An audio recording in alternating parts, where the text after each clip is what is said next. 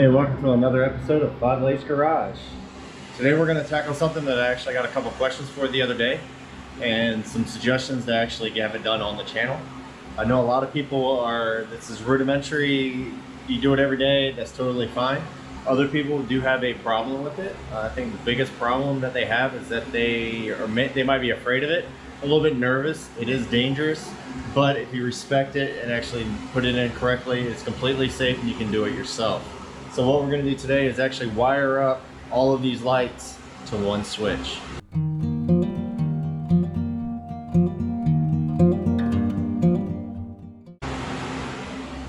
Now I went ahead and put in 1, 2, 3, 4, and I'm going to put 2 more over here of some lights that I picked up from, I believe, Harbor Freight or something like that. Anyway, there are LEDs, so they're not going to pull in a lot of current. And as of right now, I put on the main switch. Here, I'm going to walk you through exactly what I have to do every time I come up. All right, ready? Up, flip a switch. Oh, I don't want the fan on. And then I come all the way over here. And I flip a switch. And then I come all the way over here, past all the workout gear. I'm over here and yes, I flip another switch. So that is two over there. That's 2, 4, 5 switches just to turn on a few lights. Not cool. So this is what we're gonna do. We're gonna go and we're gonna put some boxes in the ceiling. We're gonna run some wire. We're gonna wire them up and we're gonna connect them to that first switch. So as soon as I come up, flip one switch, all LEDs come up at one time. I don't have to sit there and mess around and, oh, I forgot the one switch when I go inside and I can see it through the window. It sucks. So, anyway, this is what you're gonna need. All right, so you're gonna need something to strip the wires. So we have a pair of Klein wire strippers. We're gonna have some crimpers. This is also just wire cutters and also crimps. We're gonna need a pair of side cutters. These work really well for everything you wanna do, not just electrical. And if you see down in there, let's see if I can, oh, yep, I see the hole. Yeah, don't try to cut really big nails with this guy because it does mess it up. We have a squiggly screwdriver. If you do anything electrical, any kind of electrical outlets or switches, you need a squiggly. I'll show you how to work that a little bit later. These things are awesome. Went ahead and grabbed a Phillips head screwdriver just to be able to tighten the screws on the side, in case I need it. Also, go ahead and get yourself a packet of these little copper sleeves. These are crimp sleeves, that's why you need the crimpers. You're gonna put all of your grounds to this and then wire them together. By code, you need to have these up there. All right, so we are running, I got a blank faceplate, which I'll show you that here in a second. Also got a couple of outlets here. They are used, but they should work for what I need to do. And then also you have a faceplate per box that we're getting ready to put in. Always put your faceplates on there. You don't want your finger to go in there and get a good shock. So as you can tell, this guy here is a 15 amp circuit. So it's a 15 amp outlet rather. Now easy to distinguish. One of these are gonna have a dash on the side, and that would be for a 20 amp. So when you just look at it, you know exactly if it's 15 amp or 20 amp. As far as wire goes, I have 2 different types of wire here. We have a 14-2 and we also have a 12-2. 14-2 is for 15 amp, 12-2 is for 20 amps.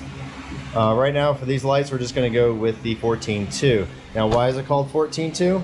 Well, if you look down here at the very end, you have a black, you have a white, and you have a ground. So you have hot, neutral, and ground. So that's gonna be this wire here. Also, you need something to put it in. These little boxes here are great. They're little nail ends. Stick them on the stud, and then you pop these little things off the back to be able to put the wire through. They work out really well. What else we're gonna need here? You're gonna need some wire nuts because we're gonna need to splice into the main wire up there. Also, these guys here, I don't have a lot of them. I need to get some more. One thing you need to do by code is actually nail them down. You gotta secure your wire. You do not want them loose. So that's what we're gonna need. All right, so before we get started, we got to make sure that the power is off. Now you could go over to the breaker and turn it off that way, or you can just make sure in this case all the switches are down. Now, since I will be working with live electricity here, I'm going to put some tape over these switches so that nobody comes up and actually turns it on, so that you don't electrocute yourself. So I did trace back the cables. It did come down here. All I did was cut it and I put this box up. Now if you look at these boxes, they do have a little bit of a groove right there. Now that groove, or those tabs right there, it goes on this side of the stud. And what that's for is that when you put sheetrock over it, it actually protrudes in a little bit into the sheetrock. So just keep in mind on that. So if you remember what I said a little bit ago, where we had a 14.2, well this is a 14.3. And what makes it a 3 is because, hey, you got 3 wires. You have your hot, and you have your neutral. Now you can use these in several different ways. You can use this type of cable for a 220 outlet. So you got hot, neutral, ground. But in this case we have, because this ran the fan, we have lights, we have fan, and then we have neutral. Now the neutral is going to be the same for both sides, so we're just going to wire those together, and then we're going to have the hot. Now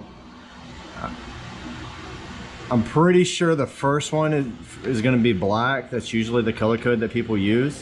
The fan itself will be these, be the red. So what we're going to do is strip those off, wire nut it, stick it up out of the way, and then we're just going to be worried about the black ones. But we need some more cables to actually go to this first. So also another thing, like I said before, you need cable ties. You need one right here, you need one right here. And when all the other cables come in there, you can bunch them up together. As long as they have, it's like 4 to 6 inches away from the box, you want to have them secure so they don't get pulled out. So let's go run some cable. One other thing that you really need to have is a good sturdy ladder. Don't use a bucket. Don't be stupid. Use a good sturdy ladder. All right, the only thing I said that I didn't say that you need it, but you need a hammer. So I'm gonna put these 2 wires together. Just make sure you don't go through the wire. So let's tack these in. There you go, not going anywhere. All right, so when you strip these back, cut it down the center. Maybe. Need to sharpen my blade.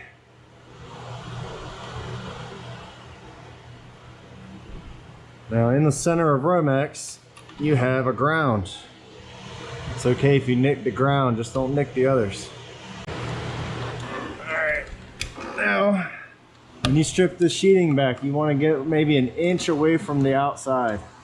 You want most of the sheeting off.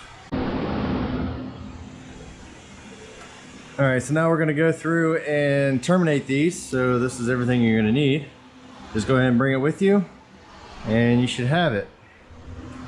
So what is it that you need for the first receptacle? Well, you're going to need your faceplate.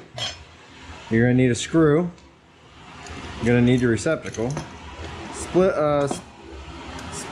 Strippers, squiggly, love the squiggly, and also a Phillips head screwdriver if you have one. So let's go. We're going to strip the wire.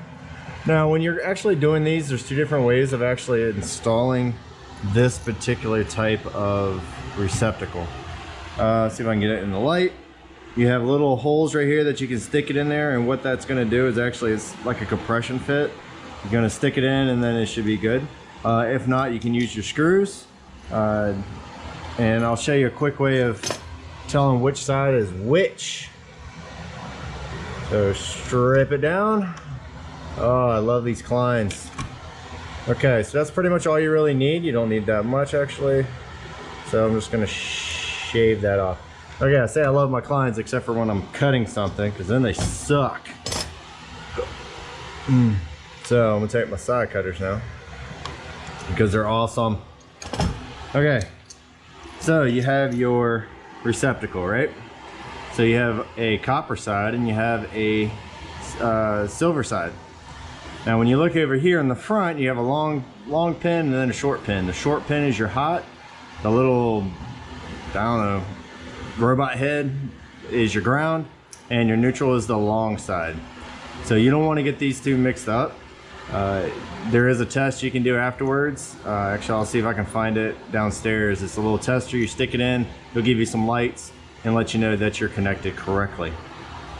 Another couple real quick tricks on these guys here, this little tab right here, if you break that off, you can use the switch to control the top one or the bottom one, whichever, and then have the other one on constant power. So you can wire it up that way. That's what those little tabs are for. You can break those off and it will make it independent. Right now we just want both receptacles to be hot when you turn the switch on. So the easy way to figure out which one's hot and which one's neutral, think of gold, which is your copper ones. Gold is worth more than silver. So gold is going to be your hot side. Hot meaning black. Black side goes into the copper. So you can just stick that guy right in. She's in there pretty good. Now the white one, which is your neutral, will go into the silver side. Now it doesn't make a difference if you put it on one side or the other. I'll show you when we go to the one over there that we're gonna have some on top, some on the bottom. You just wanna keep that together. Now, next thing you need to do is your ground. Your ground is your one without any sheeting at all, and it goes to your green lug. Now you're gonna take your strippers here and we're gonna make a loop out of this guy. Yeah, turn it all the way back into itself. There we go. Oh, look, it's so pretty, so pretty, so pretty. Now, think of this screw and you're turning it clockwise to tighten this down. So you're gonna turn your hook to where as you're tightening it down, it's going to try to close that hook. And that's where the Phillips head screwdriver comes in. Squiggly does okay, but it's kind of hard sometimes.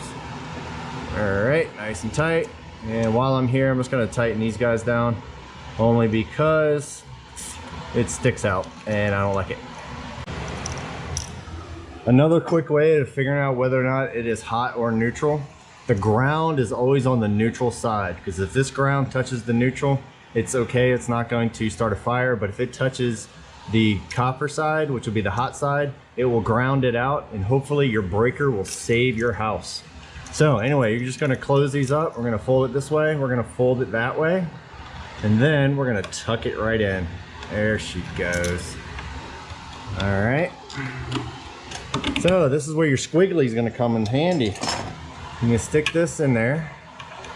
Now in some of these boxes, there's like a little piece of metal right there, so you just push it right in and then you're good. These are not like that because I'm a cheapie. I can just get, there it is. All right, so these, I can just get these in there straight so I can use two hands. There she goes. There she goes. All right, so then you just squiggly it around. That's what they call the squiggly. Awesome. Love this thing. Make short work out of it if you can just get it into the groove. There she goes. All right. One down, almost. Because right now, we need to put our faceplate on. Now there's a bunch of different types. This one right here is actually a metal one. They have plastic ones. They have stuff that you can't break it. It's made out of a soft plastic. This one is a metal one. It's just what I had laying around. Because again, I don't throw anything away. Unless it's really trash, and then it's like, eh, I'll get new ones. All right. So one thing I always like to do, your screw, you can see right here, I have it going straight up and down. Some people do it straight, some people do it sideways. I'm a straight guy. There you go. All right, let's go to the next one. Easy peasy. Okay, with this one right here, we do have two lines coming in, one on one side, one on the other side. They are connected up to all four of the prongs on this, but we only have one grounding stud. So what we're gonna do is take these two grounding wires, and we're gonna, whoops, get that out of the way. We're gonna twist them together, all right? And we don't have to twist it too many times, just enough to where it will be secure. And what we're gonna do is take my side cutters and I'm gonna cut off this little nip right here. Now, if you remember what I said earlier about your grounding crimps here, which is these guys, Get it up so you can see it. There she goes. All right, I'm just gonna take one of these. Whoop, need my crimpers.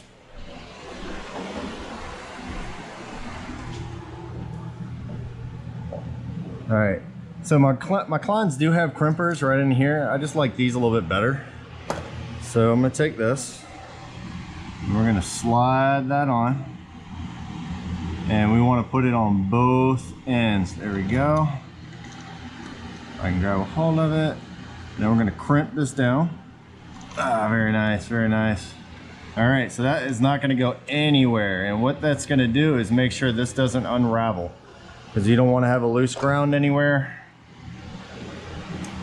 which will cause a spark or mess up your equipment. If your house gets struck by lightning, well, that little ground could save some of your stuff, possibly. Alrighty, I saved the best for last. This one is actually gonna get a bunch of wire nuts. So there are different size of wire nuts. You can look at here. This will be good. It's gonna be good for like 2 wires. This is like 2 or 3. In this case, I believe it's gonna be 4. We're gonna test these out, see if they're big enough. I think I might have a little bit bigger downstairs, but we're gonna find out. So let's get a stripping. Well, not, you know, we'll strip some wire. Strip some wire. Here we go. All right, so I did look in the panel over there, and I was wrong. They did not wire it up that way. So basically, the light is the red and the black is the fan. Interesting. I'm glad I checked. That would have sucked. I turn on the lights. Like, all the lights will come up except for one, but the fan will come on. It's annoying.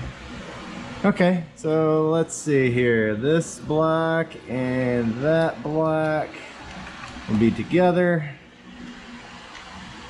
Let's see, where does this one go? Okay, so this black, this red, because this one is this is gonna be the hot. This one here is going out to one of the receptacles. So here we go. We're gonna get a little bit more strip there because we want to be able to get a good connection. Don't like loose connections. All right, we're gonna take the blacks from all the rest. Let's see, 1, 2, 3. Where's it at? There it is, 4. All right. So let's take red, which is our hot, leading to the fan and the light. And then we need this one. And then we're gonna need this one. All right, try to get them sort of even. And what you're gonna do is, this is where those lovely side cutters come into play. So we're gonna tuck those guys in. Hopefully. It's kind of a pain in the butt. So I'm just gonna wrap these 2 around, and then I'll add this one. Yeah, here, ladybug. All right, and then we're gonna add this one. All right, so now we're gonna take our side cutters and we're going to crush them all and then twist them. All right. We're gonna twist them all the way up because we do not want this to come loose. All right, then we're gonna trim that off. Wire nut it up. All right, this wire nut seems to be working. Now, the one thing about wire nuts, you do not want any of the stuff hanging out of the wire nut. Not gonna be good. All right, so we're gonna tuck that up in there. So now we need all of the white ones. We're gonna do that one next. There we go. We got 4 white ones right there. Let's get some strips. This is the part of electricity I do not like. Give all the credit to the actual professionals that do this every day. What a pain in the butt. Usually working in hot environments, you don't usually have electricity. Hats off to you, guys and gals. I have seen them all. That wasn't too bad. Still don't want all that to come loose. All right, so now we have these two, which is the two hots for the fan. And this one is just the two wires. So this one right here, we're actually gonna use a smaller nut because we don't need the big one. It'll save a little bit of space inside this inside this junction box. So now, we're gonna take all of our grounds. We're gonna take them and spin them.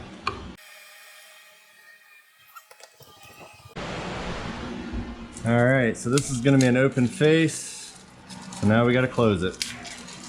You don't want little fingers or whatever to get inside your box here. Okay, now let's go see if it actually works. Now this switch here should be the lights, this should be the fan, this one is the light right here, and don't worry about that.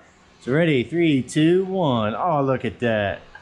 Oh, look at the fan still works. So, at least now we're back to square one. Let's see if our outlets work. All right, we're gonna do this one here.